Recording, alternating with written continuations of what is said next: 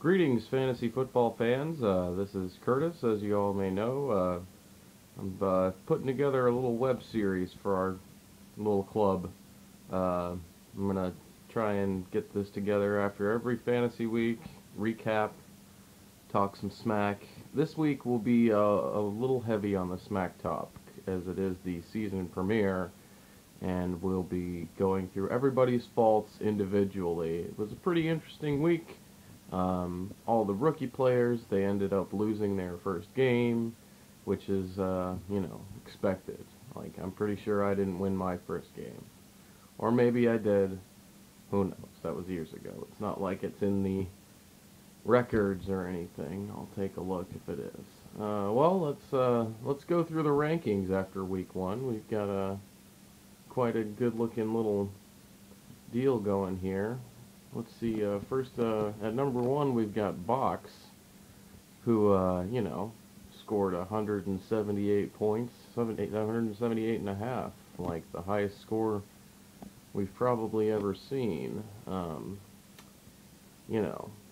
Clearly this is just lightning in a bottle. Box, he'd sucked so long for so many years, and then all of a sudden he just, bulldozes all of us out of the money last year, out of contention, and now he's got his name on the trophy. Well, Box, all I gotta say to you, well, I got a few things to say to you, because I clearly hate you the most out of everybody on this list, and it's fitting that I get to start with you first. So clearly, we've got a guy here who it won't be being very victorious for much longer. See, you've got lightning in a bottle, Box, but I have an entire factory of bottles filled with lightning. Like, I never run out of lightning. It's never in short supply for me. Also, additionally, everybody that I've ever introduced you to has thought you were gay for me, which is cool if that's true. I don't really care. But seriously, dude, I live in California. Like, you can move on, do whatever you do. I'm sure you'll find something. You'll find whatever you're looking for. Next, we've got Bobby Barnes, who always scores pretty well. He's in second place. It's looking like the rankings at the end of last year. Hopefully, we can mix that up a little bit. But Bobby, he always complained to me that I didn't show up to give him his pledge pin, because I was his big brother in our fraternity. Well, let me tell you, Bobby, I made an effort not to give you your pledge pin, because really you weren't worth it for me to stop doing whatever I was doing for 14 minutes or so and just put something on your chest for you to start joining our little club. So that's probably a little bit of closure for that whole situation. You can stop bringing it up every time I talk to you. Next we have Seamus, who I used to live with. The guy, he's just a guy, He's never really made much of himself in this league, and he's up in third place after week one. Maybe we can see a little Seamus in the playoffs this year. Who knows? I'll find something bad to say about you, like you're clearly a bastard. Nobody really likes you in this league. We just kind of hang out with you, But then we got Caddy Wampus, who I hate the least out of everybody in this league. I know him the least, therefore I don't have much reason to hate him that much. So good for him. He started off strong, getting the first win. And then there's me, of course, the first league champion of this league, there's that trophy, and there will never be a first league champion of this league again that isn't me. It's not like, unless, like, years from now, like 50 years, the entire trophy is covered in names, and we can't make the print any smaller, and they just need to start a new trophy. So there will be a second trophy handed out, so you get two trophies once you win. Then there would be a first name, which would probably be me again, because I've got that I've got that kind of power, you know. Oh, and then after me, we got the king of the winners, or something, the second lowest score in the league this week, Los Barachos. Of course, Gobo, we all know him. He's a former league champion as well. You know, he knows a bit about football. He likes the Green Bay Packers. He's liked them ever since he was a kid, which is strange because, you know, he's not from Green Bay or anything. But good for him, you know. His Packers are gonna play the Bears this week, so hopefully we can keep that win streak going with the Bears. The Bears, they're winning like crazy. The Packers, they've just been losing like nothing else. I don't remember the last time I saw the Packers win any game. It's been a long time. But let's see here. After that, we've got Vincent, who's a newcomer. They got the army of newcomers coming up here real quick, and except for 10th place, that seems to be, you know, really low. And newcomer Vincent, Vince, if you're watching still, it's 6 minutes in. It's probably not all that entertaining, but I hope you're watching. Here's what I want you to do. I want you to take the Onion People movie and dub it over, swap out the music for all the Ja Rule songs, and then put it on TC's page for him to watch, because he loves Ja Rule, and it'd be a nice little gift for him. He'd love it.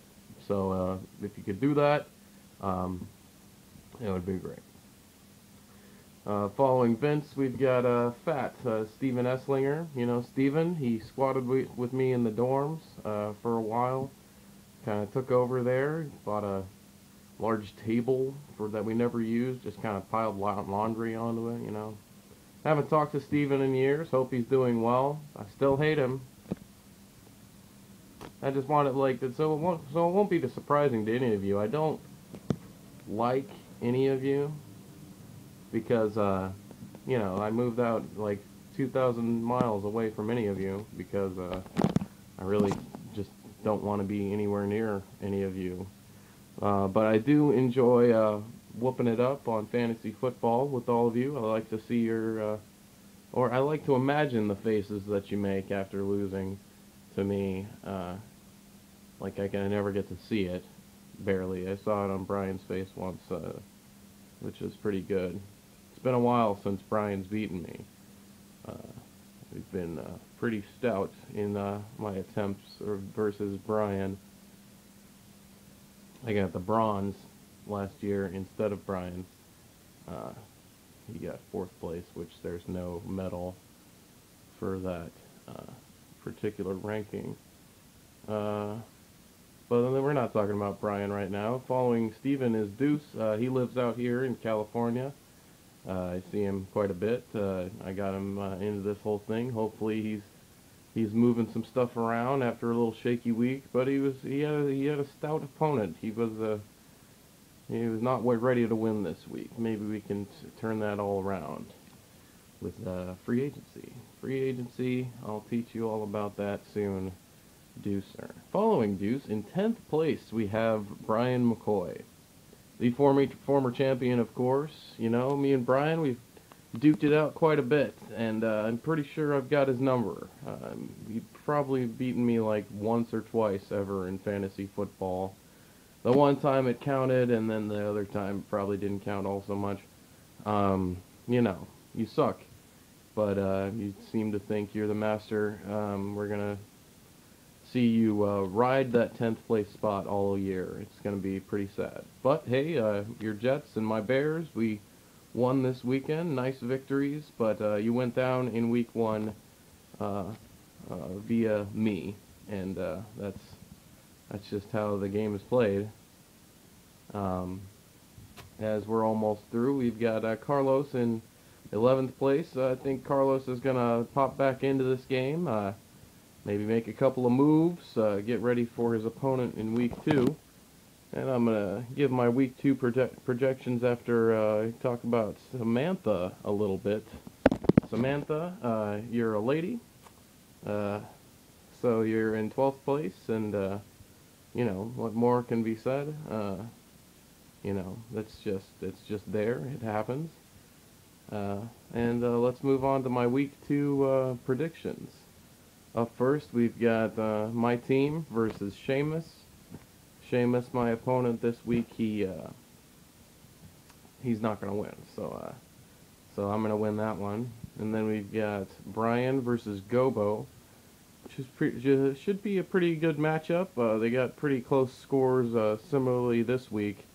We'll see how it plays out. If I was gonna pick one, I would have to say Gobo, because Brian, he's just gonna be ranked really low this year. It's gonna suck for him.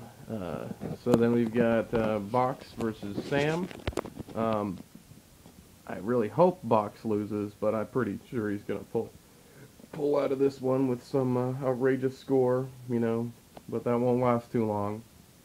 It's gonna really, you're gonna get a lot of injuries, and there's gonna be nothing on the waiver wire for you. It's gonna be a really tough season following week 6, I'm guessing, for Box. And then we've got Bobby versus Vince.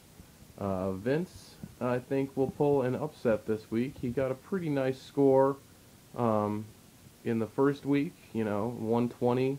He just got blown out of the water by his first opponent. Who beat Vince? Who did that? Oh, Box, yeah. So yeah, nobody would have beaten Box this last week, because it was just such a crazy score to be scored by somebody in this league. It's just never happened like that before. So Vince, you could probably, I'm gonna have Vince be my upset for the week, and then followed by Cattywampus versus you know, old Carlos. And we all know about Carlos and Cattywampus. Cattywampus, I don't think his decline is going to start just yet. He's going to get that week 2 victory. And then 2 rookies. We got Fat Steven Esslinger versus Deuce. I might give Deuce a little bit of coaching for the week. So with that, he'll definitely rank higher than Fat on the thing come next week.